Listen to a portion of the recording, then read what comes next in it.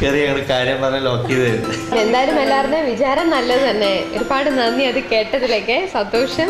പക്ഷെ സത്യത്തിൽ അതല്ല, പ്രഷറോടും പറയാലോ.